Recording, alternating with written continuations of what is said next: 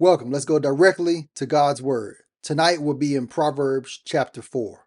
Verse 1 says, "Listen, sons, to a father's discipline, and pay attention so that you may gain understanding." So, right here, King Solomon is speaking to his sons and saying, "Here, listen to a father's discipline," or you can translate discipline instruction. Now, what we see here, as I spoke about last week, this is the idea of God correcting those he loves. And this discipline is not to demonstrate that he hates you or to harm you, but though the discipline may hurt, it's always to help you. It's to correct you, to guide you back on the right path. So here, King Solomon is saying, listen to a father's discipline or instruction. And he says, pay attention. So listen and pay attention. And this has the idea of taking it to heart so that you may put it into action, not merely hear what was said, but respond in obedience. And the reason why he says, I want you to pay attention here is why. He says, pay attention so that you may gain understanding. And when you understand instruction that's being given, that means you'll take that information to heart and then put it into action. And verse 2 gives more information. He says, "For I am giving you good instruction. So don't abandon my teaching." So he lets you know why you listen to me, because what I'm giving you is good instruction. And remember, Solomon is not just speaking his own opinion. These words were inspired by God. So he is getting this wisdom directly from God. And he says, "For I am giving you good instruction."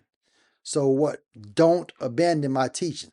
So don't cast it aside. Hear what I'm saying and put it into action.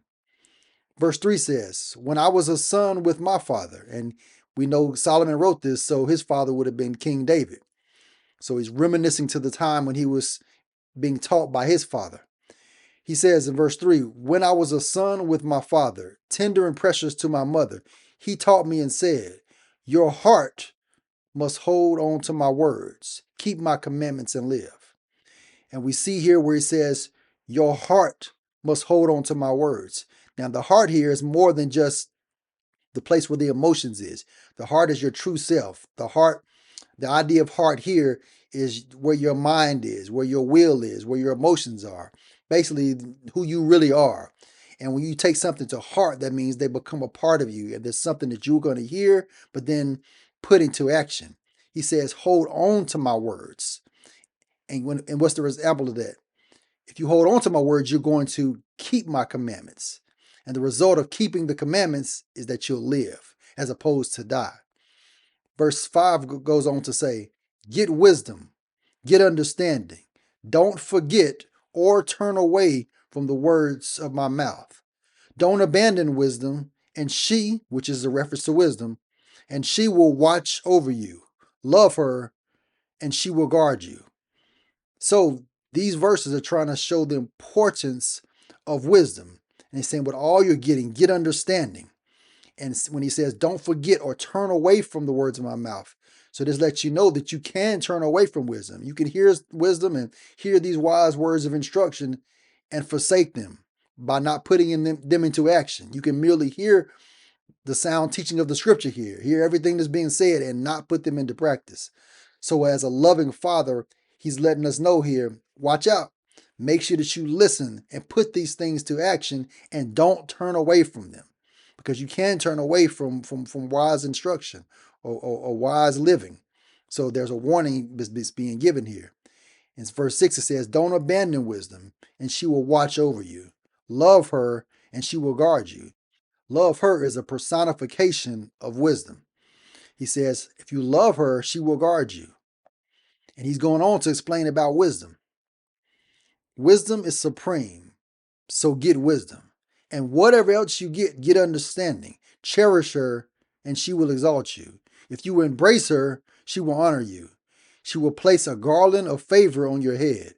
She will give you a crown of beauty. So it's showing the importance of getting wisdom above everything else. It's more important than any other pursuit in this life, more than wealth, riches, relationships, all these things. Wisdom is the most important thing, because when you have wisdom, then you can be successful in your money or your wealth.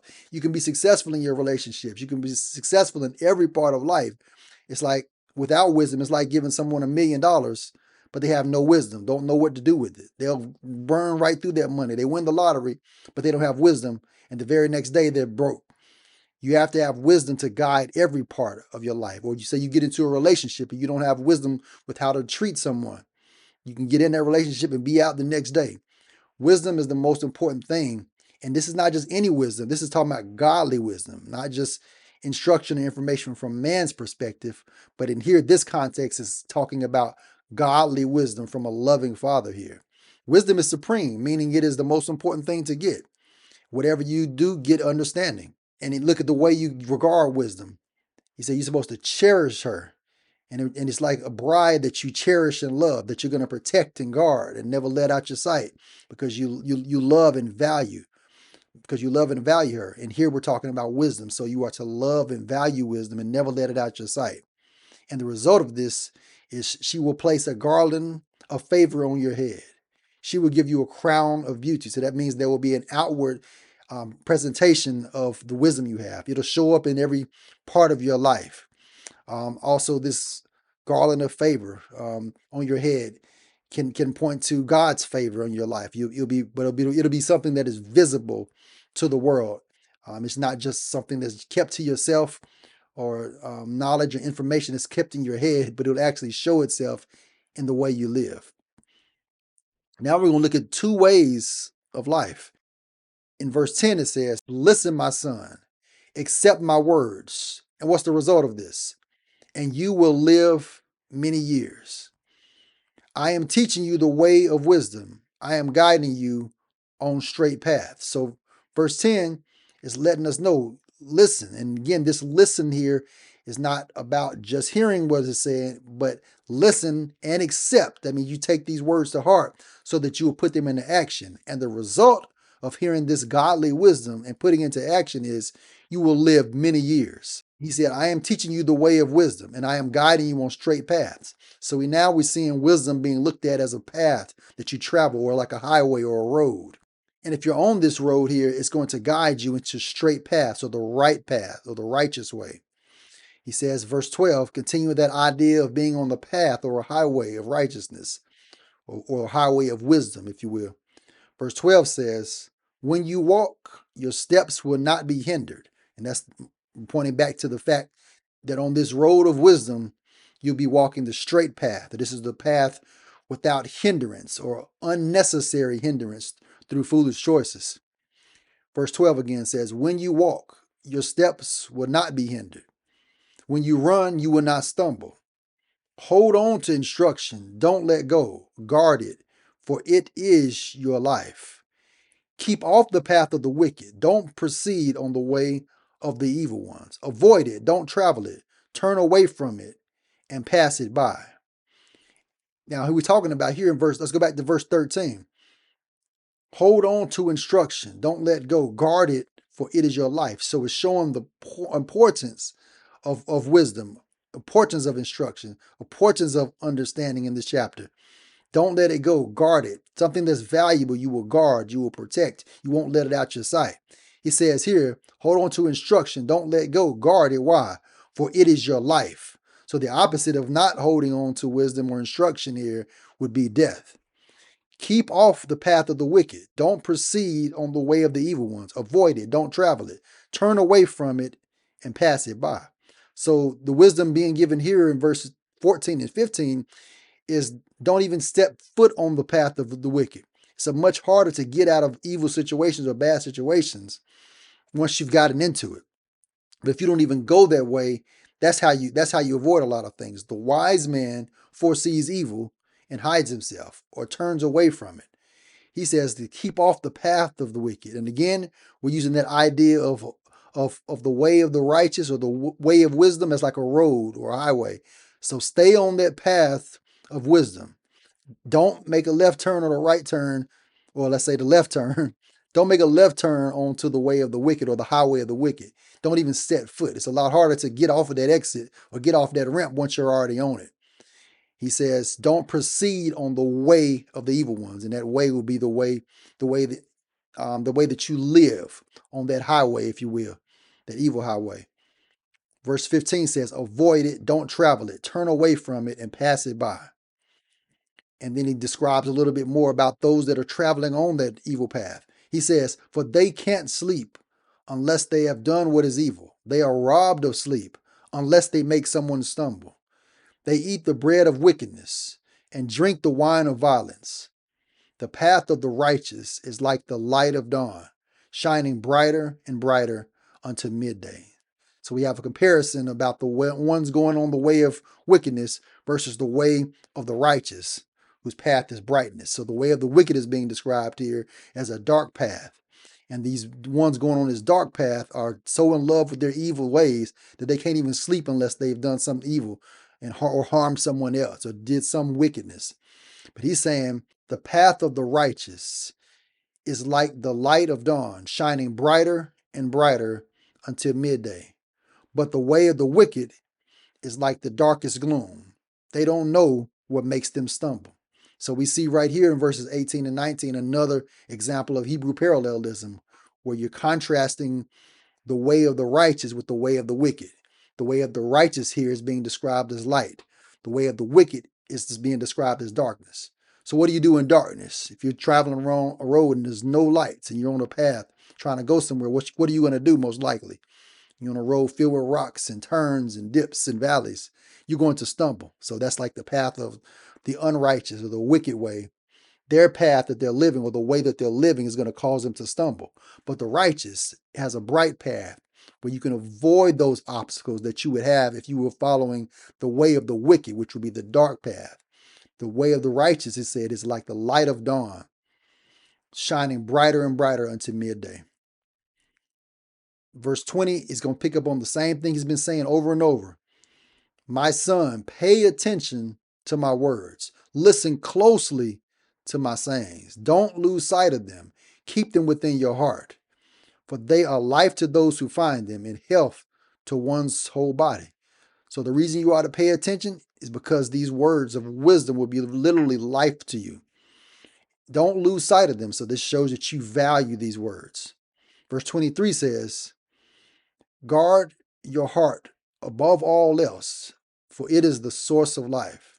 So we're saying you got to protect your heart. And what we mean by heart here is not just your physical heart that's in your body, but your heart, which is your mind, your will, your emotions, your true self, who you really are. The things that you take in affect what you are actually going to do. So if you guard your heart above everything else, for out of it is the source of life, means that your heart will actually control the very course of your life, the very things that you put into action.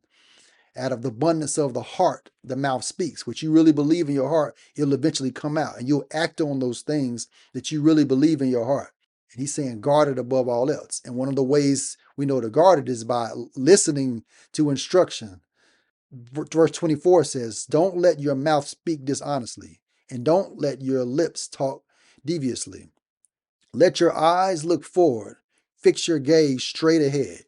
Now, right here, don't let your mouth speak dishonestly. Don't let your lips talk deviously. And if you're on the right path or the way of wisdom, you won't do these things. So, but what is he telling you to do in 25? This is what you should do. Instead of not letting your mouth speak dishonestly, you should let your eyes look forward, fix your gaze straight ahead. And what this is talking about is stay focused. Keep on the right path. Don't be turned aside by the way of the wicked or the path or the road of the wicked or the way of darkness. Keep your focus.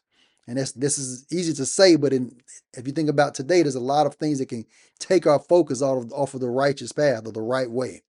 So here, as a loving father, he's saying, son, listen to me. Keep focused. Stay on that right path. He says, verse 25, let your eyes look forward.